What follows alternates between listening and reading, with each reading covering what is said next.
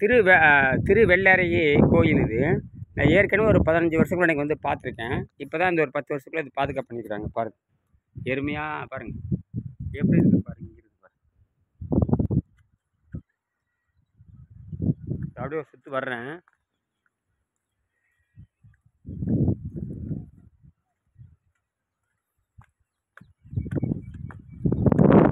அருமையாக இருக்கு.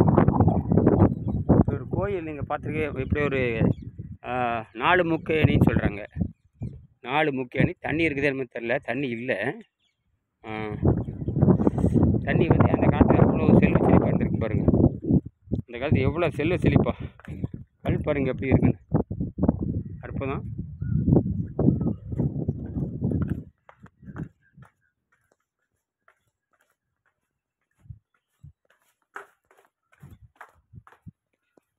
அந்த காலத்து கிணறு இருந்திருக்குது, தண்ணி இருந்திருக்குது. இப்போ ஒன்றும் இல்லை, காஞ்சி போச்சு.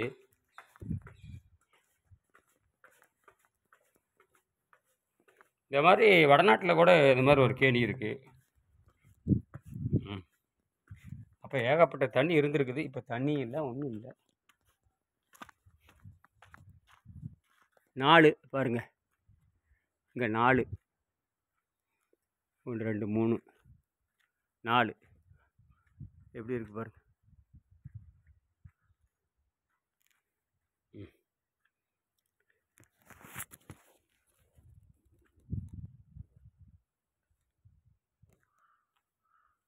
தண்ணி இங்கே எங்கே வருமா?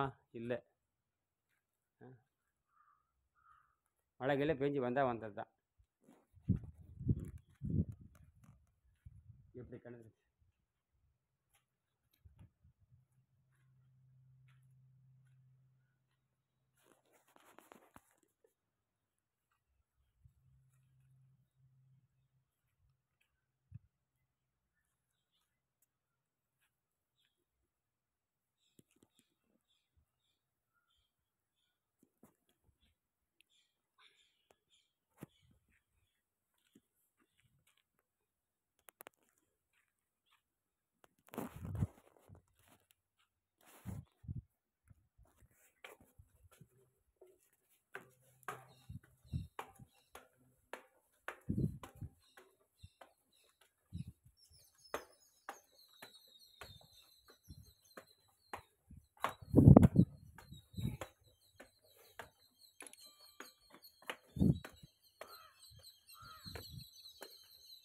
எவ்வளோ அழகாக கட்டிது பார்த்தாச்சு. இல்லை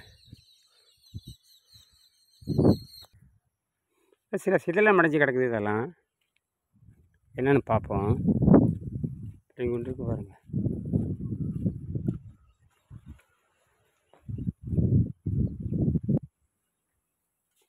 ஏதோ ஒன்று மரம் ஆப்பிரிக்கா வகை சேர்ந்த பூத மரமாக இருக்கலாம்.